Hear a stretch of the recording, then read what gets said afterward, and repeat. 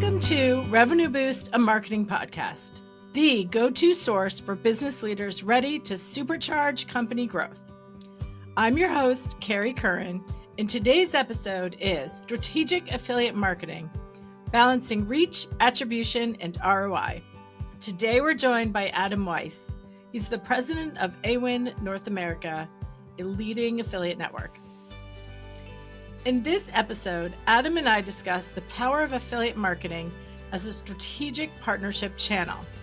We'll talk about how the affiliate landscape has significantly evolved beyond just bottom of the funnel, with diverse publisher types driving brand awareness.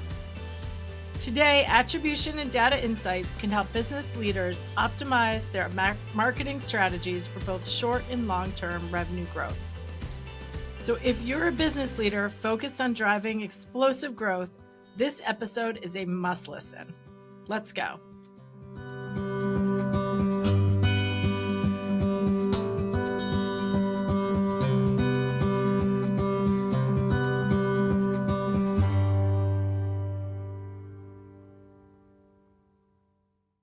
And welcome, Adam. So tell us a bit about yourself and your background and area of expertise. Awesome. Hey, Carrie, thanks for having me. So yes, my name's Adam Weiss.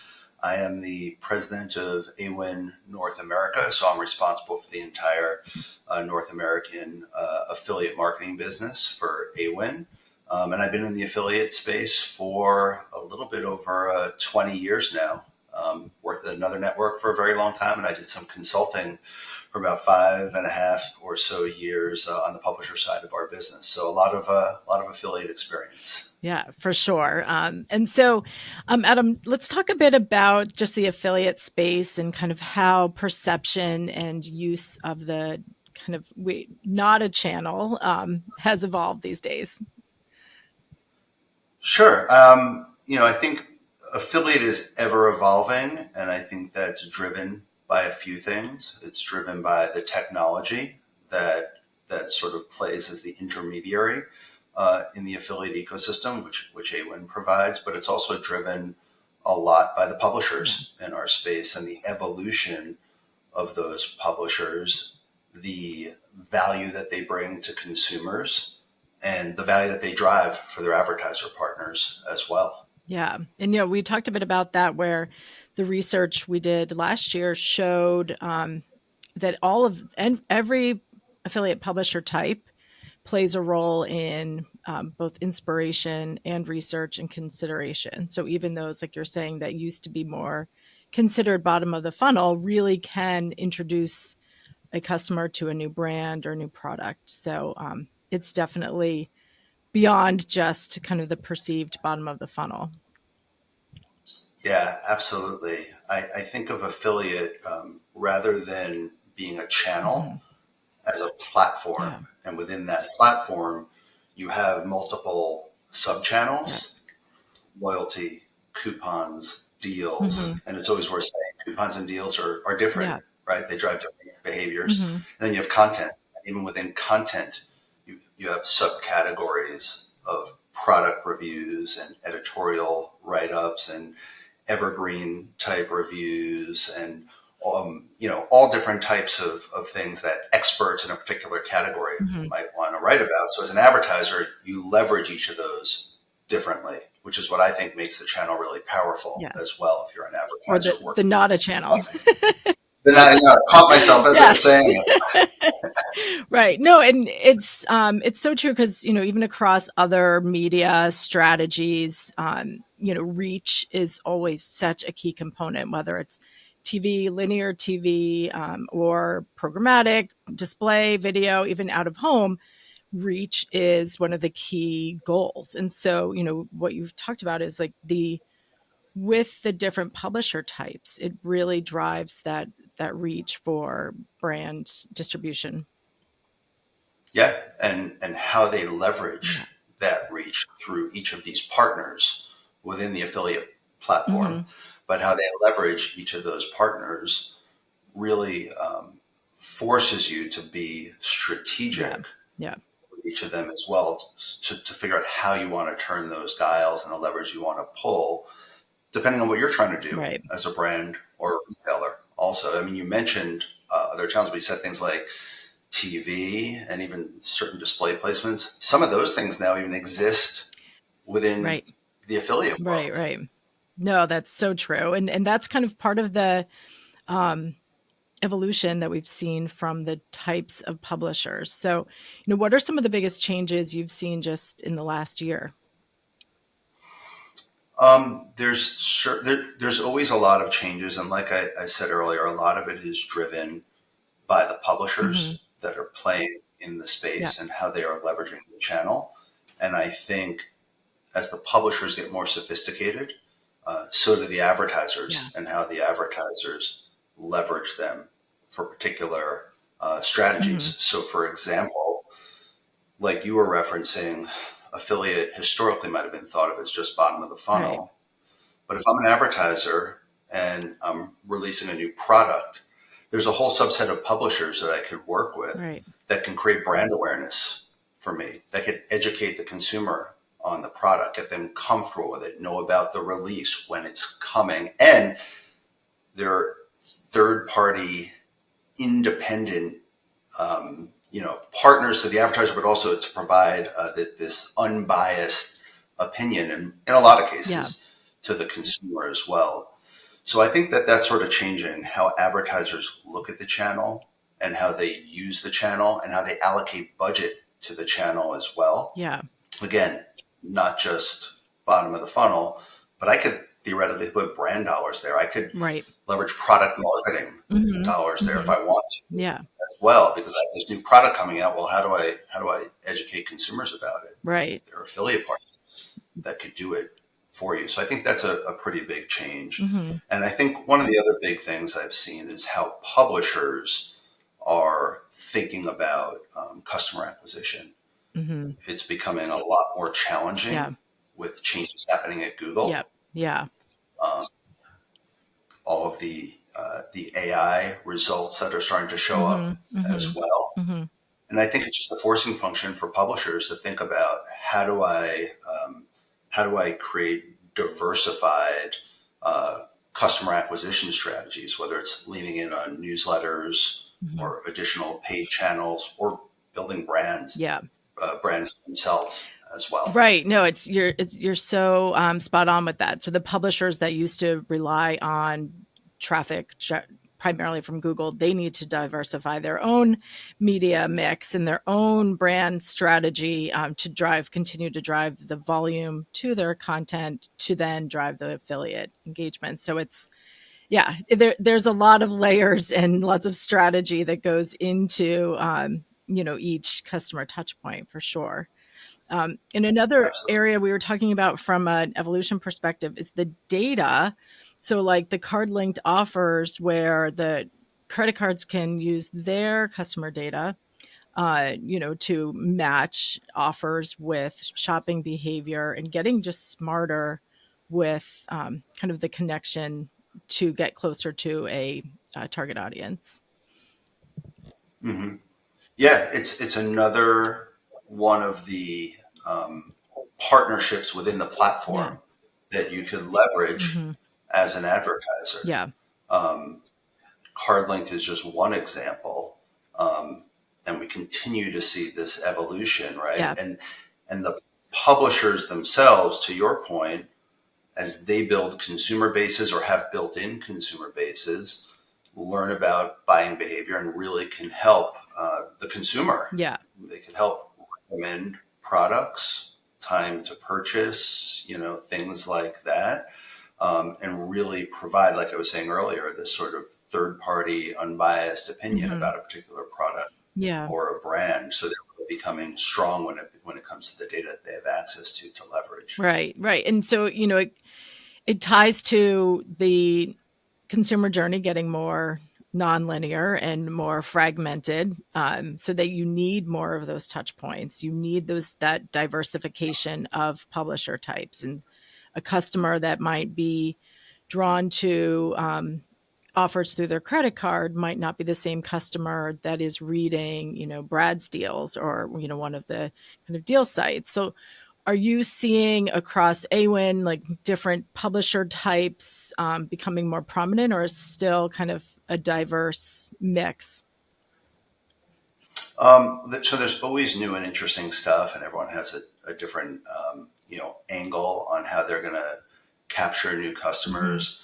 I would say from an AWIN perspective, what I've really been impressed with in my time here is AWIN has really leaned in on what we call tech Yeah. partners. So partners who plug in um, on the e-commerce back end of a brand or a retailer and can help with things through the affiliate platform and tracking, but can help with things like referring, like products or similar Yeah. products based on what you Mm-hmm. already have in the cart, exit traffic, monetization, post checkout conversion opportunities, even referral programs. These can all happen through um, easy integration with what we call our master tag. The publishers are plugged into it, the Mm-hmm. advertisers are plugged into it. We can make it really easy for them to plug into the e-commerce component of a brand or a retailer's site. So I think that's something I've been pretty excited about. But generally speaking, we're always pushing for diversification because, Mm-hmm. to your point, everyone shops Right. differently. Right. And to what we talked about earlier, every advertiser has their own flavor in terms of the strategy and how Mm-hmm. they're Mm-hmm. approaching leveraging affiliates. So you want to have diverse backgrounds. Some people might do a Google search and say, what are the 5 best running shoes? And then just purchase straight from the site. Mm-hmm. Some people might read a few of those sites. Some people might do look at it, look at an email in Yeah. between.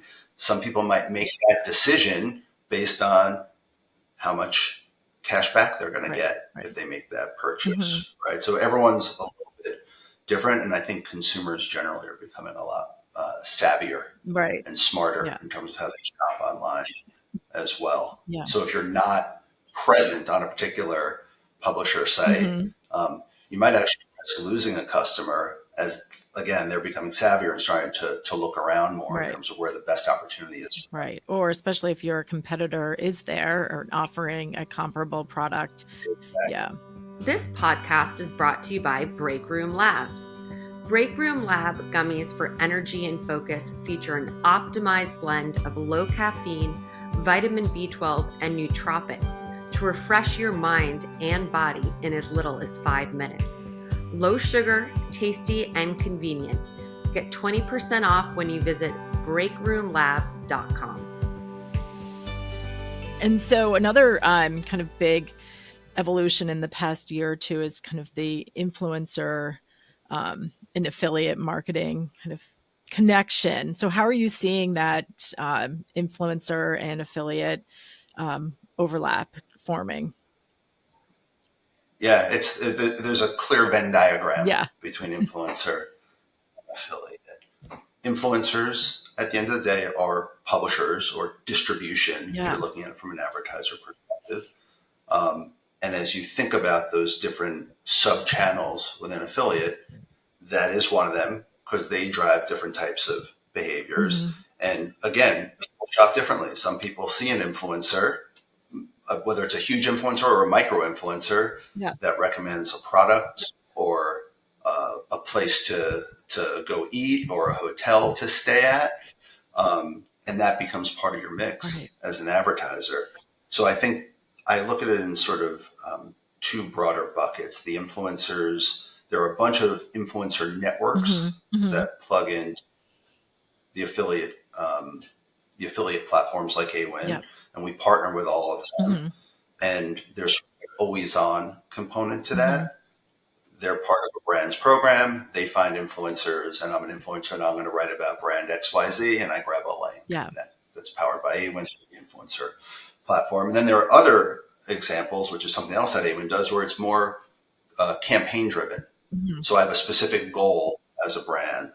I need 100 influencers to talk about the launch of this new product or a new hotel that's opening or whatever the case may be. And I need those influencers to do X, Y, and Z and be on this platform. And I have this budget and it has to run at this time and meet these certain editorial standards. And that to me is more campaign driven. Yeah. So it could be a hybrid of some type of flat fee, and then the Yeah. traditional affiliate CPA as well. And it really plugs in very nicely with the affiliate channel as well, Right. because of the tracking, reporting components, and most importantly, the scale you get from all the brand relationships. Well, and that too is that when you get more tracking, then you can really optimize and see which influencers really are impacting your sales or engagement, and kind of continue build stronger relationships or double down on those that are really, driving that brand relationship with new customers. Yep, that's totally right. And affiliate also, in case you couldn't tell, I'm totally, I'm all in on affiliate. Yeah. But I also think if you think about, we talked about earlier about all these different types of publishers. You have really large publishers, but you do have a long tail. And with influencer too, like we just said, you have these huge influencers with millions and millions of followers. And you have micro or nano influencers, and it's not easy in some cases to build relationships with large brands and retailers. Right. Imagine, think about some affiliate programs that have thousands of distribution partners. Imagine trying to call a brand to get 1,000 calls. I want to partner with you. I want to partner with you. I want to do this. I want to do that. Yeah. Affiliate brings scale to that operation. I think that's a really important part of the channel that we tend to overlook or neglect sometimes. Yeah. Because there is a manual component. Here's my strategy, right? Here's how I operate. Yeah. And we have to kind of come together and make that happen. But the actual development of a partnership and the management of a partnership, affiliate gives that real scale. And so if you're a brand, the ability to find these publishers and these influencers, it's a lot easier when you're partnered with a large affiliate platform. Yeah, no, definitely. And again, it goes back to the data, being able to see which publishers are driving that engagement or sale. And it's, and I think a challenge there, when you get into attribution with measurement, is that there's the touch points that are introducers, and then there's the touch points that are converters. And how do you make sure you're still valuing the introducers? And because you need that upper funnel. Are you seeing more conversations around attribution and measurement, and kind of how is that affecting channel mix and publisher relationships? Yeah, brands and retailers are thinking about this. And it's important for the publishers too, because some of them know that they're driving top of funnel. Yeah. So the ability to layer in attribution-based reporting, which A1 supports, gives you as an advertiser the ability to determine, here are the economics I want to set up with this type of partner versus this type of partner. Yeah. And so to your original or earlier point about bottom of the funnel, that's not always the case now. Yeah. You could create different types of offer structures based on the partner that you're working with, based on the historical attribution data that you've looked at. I know this type of partner is an introducer versus a converter, so I want to give this one a certain economic relationship, different from another one as well. So it's becoming really important, and helps brands and retailers better understand their publisher partners and how best to optimize with them as well. Yeah, because I think too, if you are only leaning into the converters, you're going to miss the introducers, and you're just going to minimize your reach and your potential. So I think that's always kind of a watch out that I've seen with affiliate programs, is that you can't, just because it's not driving that direct sale, you have to be able to measure that touch point and know that it's kind of propelling your customer down the funnel. Maybe it's just not right away. Yeah, and like I said earlier, sometimes it might not matter. Right. Conversion might not matter. I mean, it matters at the end of the day, but you might have, again, a new product launch, and what matters right now is just getting reach. Yeah, right. Right. Or set up economics appropriately for that. But right now, the importance there might not be immediate conversion, but it's that introduction of the product, its reach, and the fact that some of these publishers, like we're talking about, have enormous audiences Yeah. that you could Yeah. Right. eyeballs from. This is the opportunity to take care of that through the affiliate channel. Definitely. Because it's the same thing. It's like they might be purchasing offline. They might be, purchasing on Amazon versus the direct site. So it's, yeah, I fear that there's often a decrease in prioritization of the non-converter drivers. But to your point, it's like it needs to align with the publisher and where the goal is for that consumer journey. So for sure. Yeah, and I've said this before too. I think the other thing to keep in mind is sort of the evolution and maturity of the publishers, in the sense that they are big. Mm-hmm. Some of them are bigger than advertisers. Yeah. And again, I've said this before, but just having been in the industry for so long, the fact that you can sit on your couch watching TV and there are ads on television from large affiliate publishers, the fact that there are large affiliate publishers with their logo on an NBA jersey, I mean, that's mind blowing. Yeah. Right. Yeah. And the point is they're building audience. And so as an advertiser, you have an opportunity to leverage it in multiple ways. Yeah, definitely.